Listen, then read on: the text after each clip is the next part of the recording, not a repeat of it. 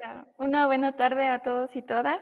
En esta ocasión les voy a presentar una charla un poco diferente a las anteriores, espero la disfruten. El título de mi investigación fue Análisis de tolerancia a diferentes niveles de pH en renacuajos de Gastroteca Riobamba.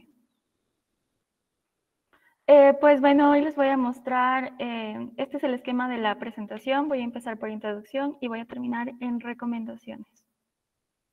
Bueno, como introducción, como ustedes saben, los anfibios han pasado por procesos de descenso de poblaciones muy graves, llegando muchas veces a la extinción.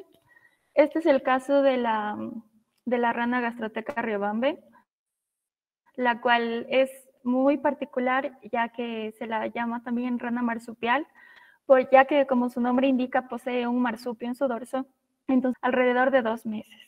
Entonces, esta especie vivía en Quito, la capital de Ecuador, de mi país, junto con otras especies hace muchos años, como de la familia Dendrobatidae y Centrolenidae, pero ahora es la única especie en la ciudad con este tipo de reproducción por larvas. Entonces, es la única que tiene renacuajos, ya que hay otra especie, pero presenta desarrollo directo. Entonces, actualmente, como ustedes saben, la expansión urbana y el aumento de todos los contaminantes ha puesto en peligro esta especie y por eso este estudio. Bueno, en cuanto a la metodología, después de realizar una fórmula de muestreo aleatorio simple, se obtuvo que necesitaba 270 renacuajos para 9 tratamientos de pH. Se aplicó una metodología llamada FETAX, que significa Frog Embryo Teratogenesis Assay Xenopus, el cual es un ensayo de ecotoxicología en anfibios que se realiza en 96 horas. Entonces, se mantuvo a los individuos a 21 grados centígrados. Esto se realizó en un laboratorio llamado Balsa de los Sapos de la Universidad Católica del Ecuador. Estos individuos fueron expuestos con 12 horas de luz y 12 horas de oscuridad y fue realizado en un recipiente redondo de más o menos 29 por 14 centímetros y tenía capacidad de 200 mililitros de agua. Entonces, en cada recipiente se pusieron 10 renacuajos y con una aireación constante para que el pH o la sustancia se mueva por todo el recipiente. Después hice una modificación si era necesario del pH cada 12 horas y la renovación total del agua cada 24 horas. Esta renovación fue con agua sin cloro. Entonces, los tratamientos fueron desde el pH 3.5 hasta el pH 11.5, es decir, desde el ácido hasta el básico, siendo el control de 7.5.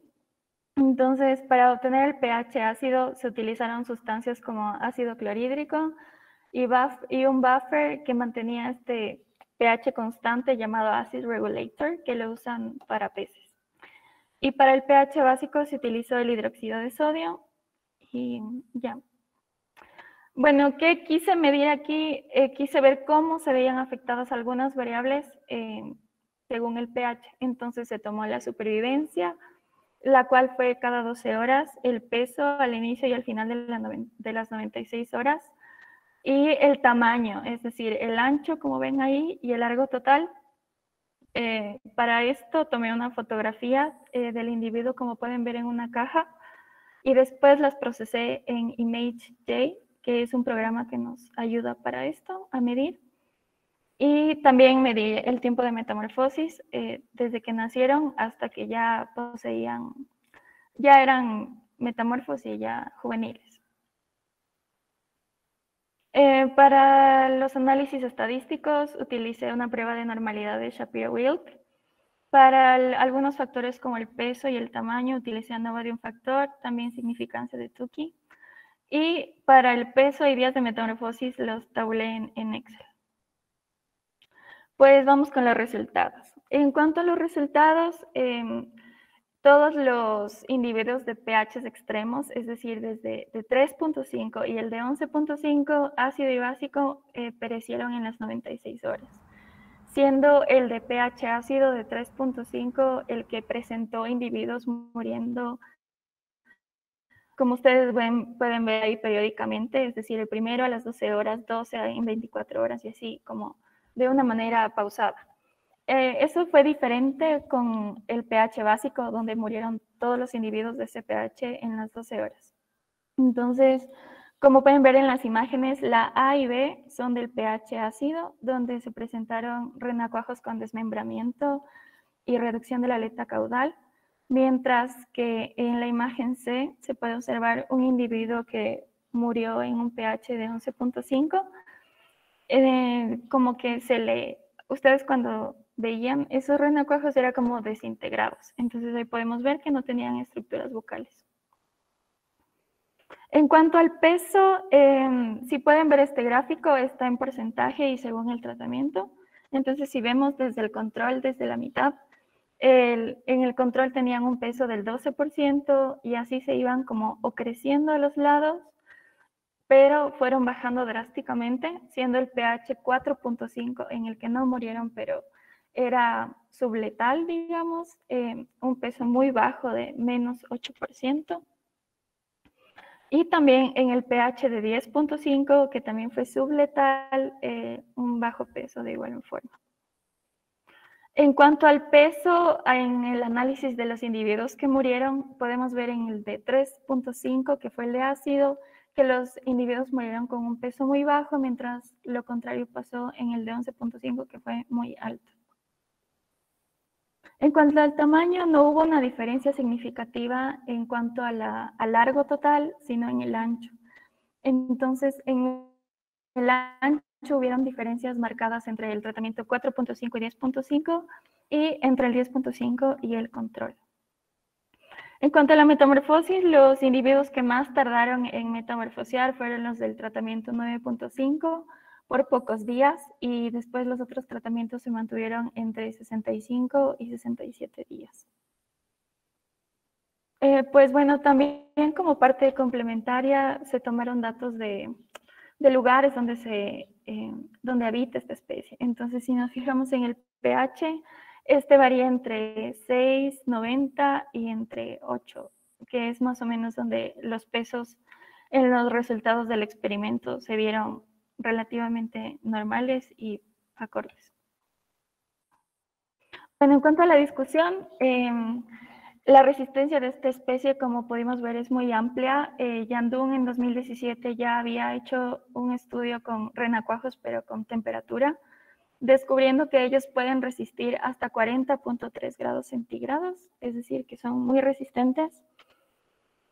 Para contrastar con otros trabajos, como el de Bart Wilson en 2010, fue un poco parecido, ya que la especie de Lithodinastes peronei indicó que morían en un pH de 3.5 y 4, lo que fue más o menos relacionado con nuestro estudio. Y en cuanto a lo del pH básico, se contrasta con el estudio de Fominic 2008.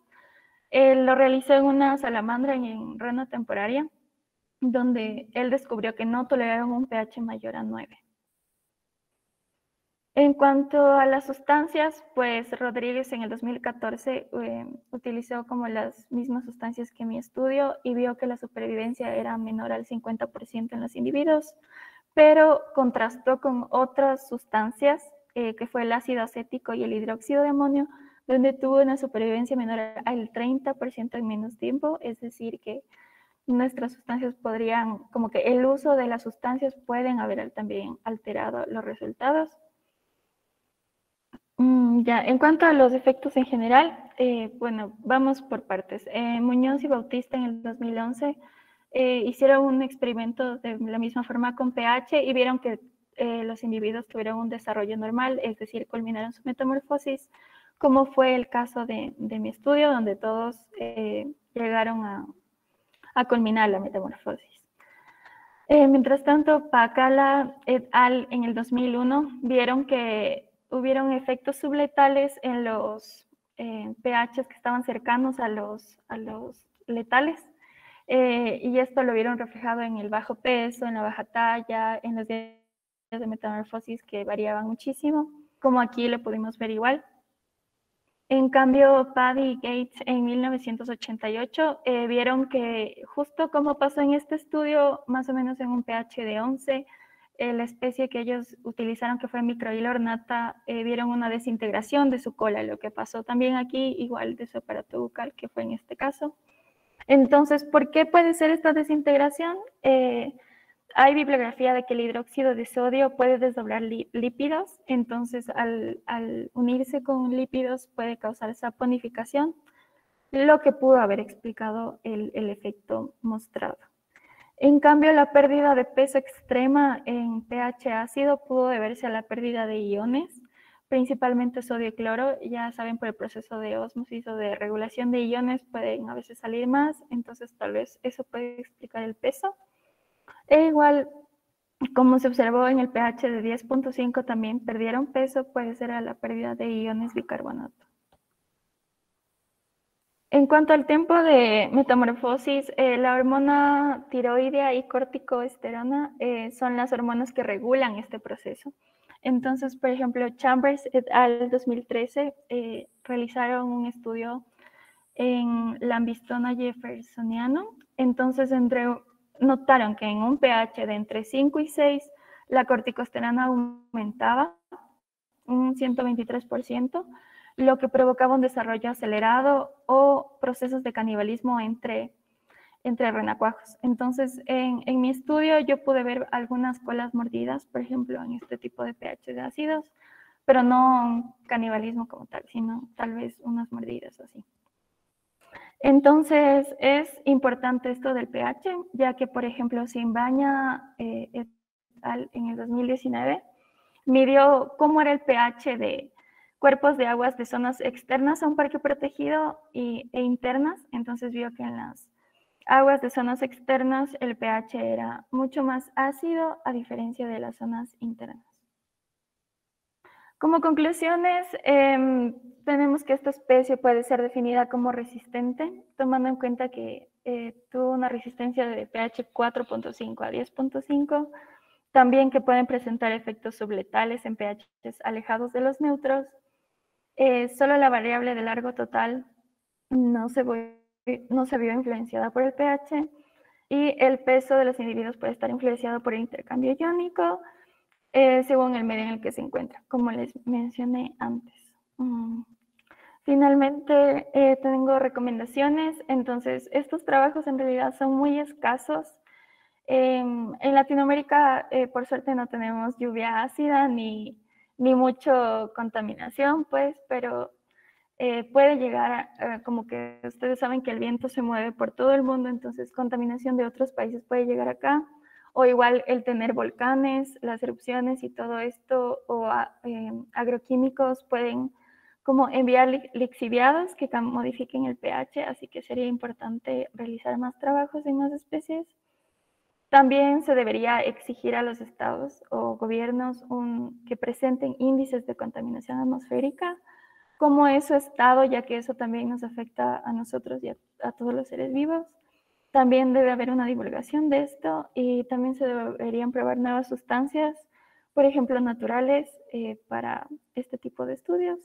Finalmente, agradecer a mi tutora María Mercedes Gavilanes, al Zoológico de Guayabamba, los cuales me ayudaron con los individuos, y a la Universidad Católica, Andrés Merino, Freddy, todo su personal, que fueron muy buenos. Y ya, muchas gracias.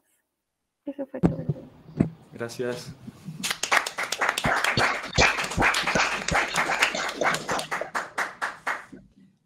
Gracias, Michelle. A ver sí, si tenemos. No sé si tienen preguntas. No.